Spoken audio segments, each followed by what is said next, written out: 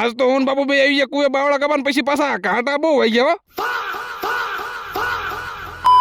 અને આજ આપણે 100 દિવસમાં 10 કે ફોલોવર કરવાનો છે 15મો દિવસ. હવારમાં હવાર પડી ગઈ ઢીંગુબેન થઈ ગયા ગરમ.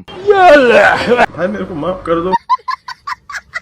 પછી ગાડી લેવાની ફટકી મારી આવી ગઈ સીધા વાડી ને અમારે જવું પડશે કુએ મોટર ચાલુ કરવા. આમ તો આપણને લાઈટ ના કામમાં બહુ ખબર ન પડે પણ લાઈન માં પાણી નીકળતું એટલે ખબર પડે છે કે મોટર ચાલુ થઈ ગઈ છે. જય હો જિંદાબાદ. પછી ગાડી સેલ મારીને આવી ગયા પાછા વાડી અને પી લીધું પાણી.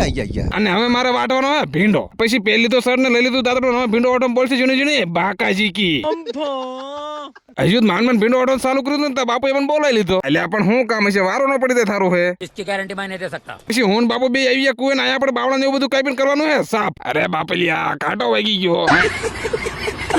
કેમ કે આરસીબી કે મેચ જીતતું નથી ને એટલે એક મેચ આયા કરાવવાની છે.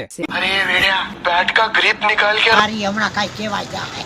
बैगन પછી કુએ સાફ સફાઈ નું બધું કામકાજ પતી ગયું ગાડી લઈને નીકળી ગયા. मून मार बापा પછી પૂરેપૂરી 2 કલાક ભીંડો વાટ્યો ને ભીંડો વાટવાનું કામકાજ થઈ ગયું બધું કમ્પ્લીટ. એટલે હવે કામ કરી કરીને મારો વજન નથી ઘટી ગયો એટલે વજન કરવા કાંટો ફડાઈ દીધો માથે. मतलब वो अलग ही लेवल का बंदा था। હવે બપોર પછી પાછું વાડીએ જેસીબી આવવાનું પણ એ બધું આપણે કાલના વ્લોગમાં રાખ્યું. હાલો એ બધું જાવ દે હું ઘરે વજન તે બધા ફોલો કર્યા કરતા જાતા જ નહીં હો.